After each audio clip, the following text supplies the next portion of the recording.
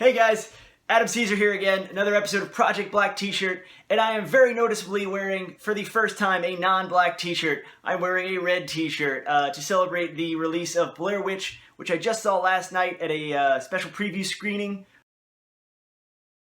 Blair Witch is the Adam Wingard directed and Simon Barrett written direct sequel to 1999's The Blair Witch Project. A very seminal film. If you love it, if you hate it, you cannot ignore its impact on the horror genre in the last 20 years. Personally, I know a lot of people have their own Blair Witch stories, and they're all kind of variations on the same thing, especially if you're around my age or a little older. I saw the film when I was dating myself, but I saw the film when I was 11. I saw the film before my family, before my house really had any functioning internet. We probably had just gotten dial-up. I saw it with my father on the opening weekend. If you remember at the time in 1999, there was a lot of news articles about it. There was a lot of hype around it that wasn't just it was pre-internet hype. And the idea that it was a real thing. We didn't know much about it, but we knew it was this great scary movie that we got to go see. And I came out of the theater as a young man, as an 11-year-old, fully believing that I had just seen 3 young filmmakers killed in the woods around Burkittsville, Maryland.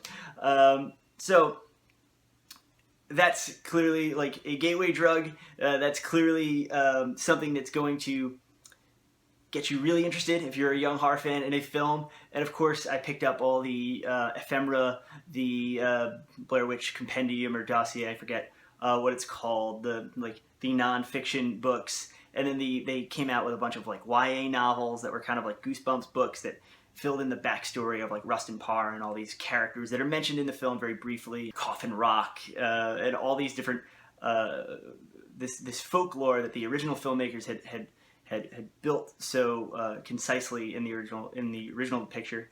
I'm even a fan of Blair Witch 2, The Book of Shadows, which I know is kind of a controversial statement, but it is very. I see it as a beautiful failure, or as an ambitious failure. I say at least the filmmakers making the movie, less than 1 year after the original came out and was a phenomena. At least the filmmakers kind of swinging for the fences, making a weird meta commentary. I guess it's came out after Wes Craven's New Nightmare, but well before things like Cabin in the Woods and other films, where it may or may not have influenced them or their take on the idea of a meta horror film. The new movie, Blair Witch, full stop, just Blair Witch, directed by Adam Wingard and written by Simon Barrett.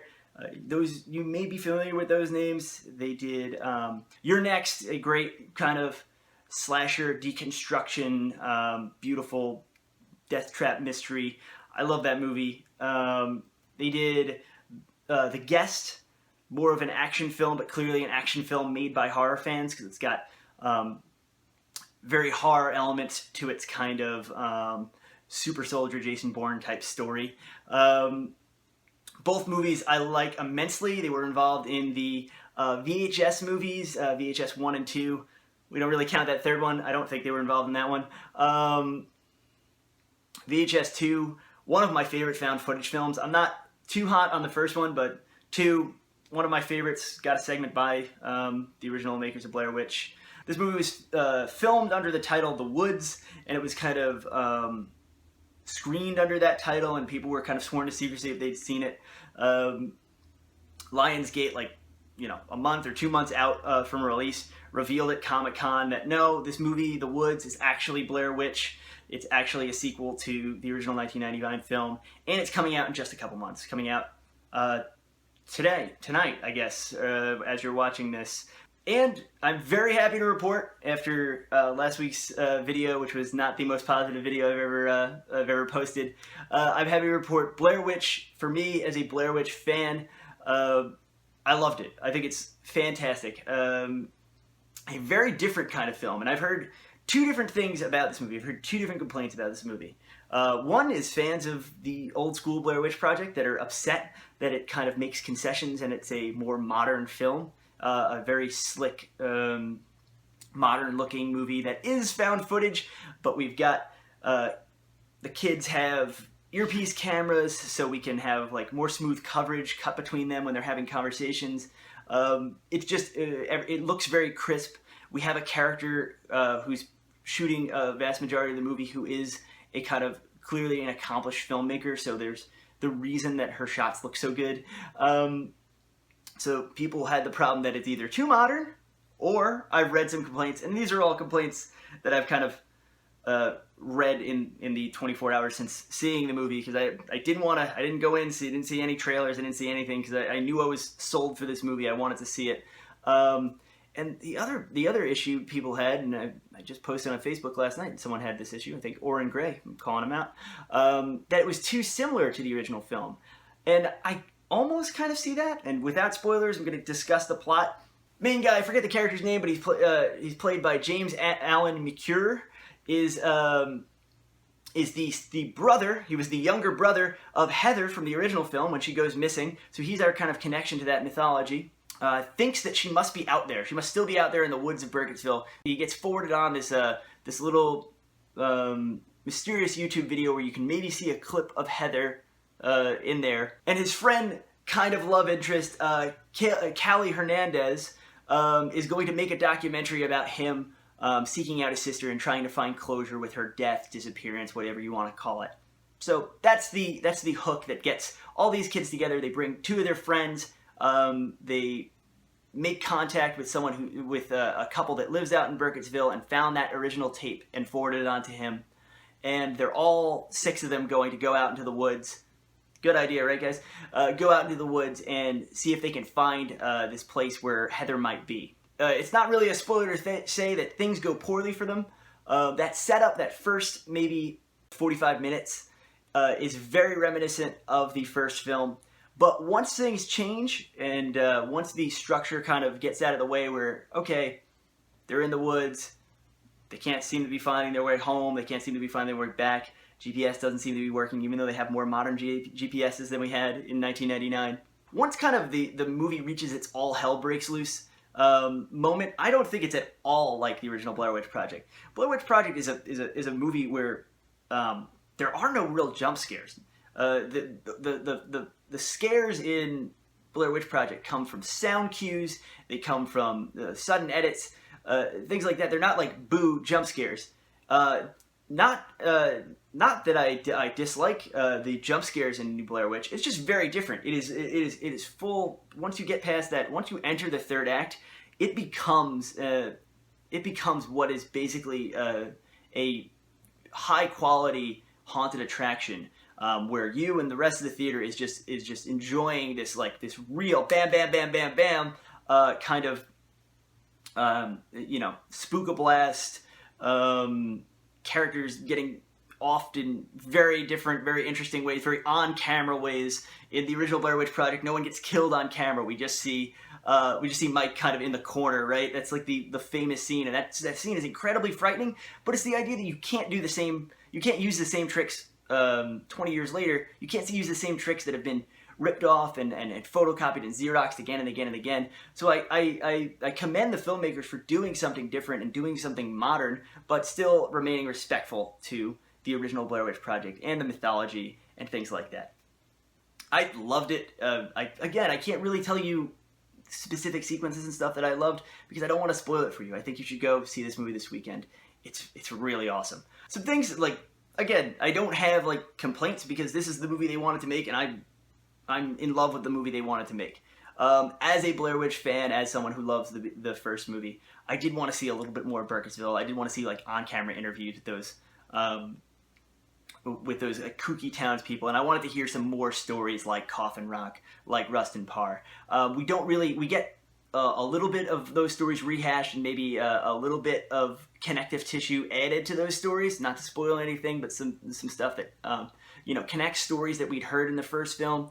And it's done in an interesting way, and it's done in a cool way, and it's done in a way that narratively really pays off in a very modern way. Nothing feels like it's left hanging there. You do have to do a little bit of mental heavy lifting to figure out, oh, that's what this was. But it's nothing that's going to overtax your teeny bopper audience. So selfishly as a fan, I kind of wanted more of that. maybe there's going to be like an extended DVD version, because the movie's a tight 90 minutes. Like it's over before you know it, and it feels like a really great roller coaster ride. And it's like those are all cliches that we use to talk about horror movies, but as a horror fan, I get super jaded about this stuff. Even you know, jump scare heavy movies that people seem to love, they don't seem to phase me at all. And I don't mean that in a like I'm so tough way. I just mean some things don't work for me. The closest thing I can compare it to is a movie from a Spanish movie, the sequel to Wreck, Wreck 2. I actually didn't love the first one because I thought it was a kind of vanilla zombie siege found footage movie. But the second one adds like this weird kind of exorcist religious element to it, and it's just great. It has the same kind of tone that the last half of this movie has. So if you like this, go check that out. If you didn't love this, if you go check this out this weekend and this isn't for you, and you wanted something a little slower paced, a little more down to earth, a little bit rougher feeling, I would check out Bobcat Goldthwait's Willow Creek, because that is kind of the exact remake of the original Blair Witch Project. It kind of hits those exact beats, and it's a little bit more slow burn, but it's still a very cool movie, very effective movie, very creepy movie. It's a movie I liked a lot, where some of my friends didn't, but your mileage may vary. All right, so that's Blair Witch. I have nothing but positive things to say about it. I thought it was great. What a treat to have a movie, a sequel to one of my favorite movies, kind of dropped into our laps with very little fanfare, just kind of surprise, here it is. And I got really excited really quickly for it, and I'm glad I got to see it early. I'll probably be going again. It's really cool. This week's book recommendation, kind of connecting to Blair Witch a little bit, since Blair Witch is this weird mixture of modern found footage and folk horror and cosmic horror. Michael Wehunt's Greener Pastures. Now, this isn't going to be kind of thrill-a-minute action horror like the new Blair Witch is. This is a little bit more literary leaning. It is a collection of short stories. I'll be honest, the way that I read short stories, this is actually my current reading in progress. I've only read maybe 4 or 5 of the stories in here, but I feel confident that you will enjoy Greener Pastures. If you like creepy things in the woods, unexplainable metaphysical phenomena, a la Blair Witch, you will like this. If you like literary short stories, if you can hang with stuff that's a little kookier, a little more taxing on you mentally than your normal kind of beach read, I really, really recommend this. It's really, really good. He's going to be someone we're hearing about for a while, because this is his first collection, and it kind of came out of nowhere. It's dope. It's really good. If you're not into super smarty pants stuff like We Hunt, but you should be, you should check that book out. My own book, The Con Season, I talked about it when it came out on Kindle. It was Kindle exclusive for a couple weeks, and now the paperbacks have arrived. Those are on Amazon. I'll put a link in the description. You've heard me talk about it before, and if not, the quick elevator pitch is a bunch of horror celebrities are abducted, brought to the woods of Kentucky, and forced to live out every fan's fantasy, a real-life slasher movie. So kind of Scream meets Robert Altman's The Player, something like that. All right, I'm Adam Cesare. If you like this video, please hit the like button. If you really like this video, please subscribe. If you get motion sick in found footage movies and you can't stand the genre, tell me why. I still think you should give Blair Witch a chance, because it is smooth sailing all the way. I got to thank my friend Scott Cole for picking up this shirt. He got there a little earlier than I did, and they were all out by the time I got there. Yeah, so like, subscribe, comment, and follow me on Instagram, Facebook, Twitter, all that. Bye, guys!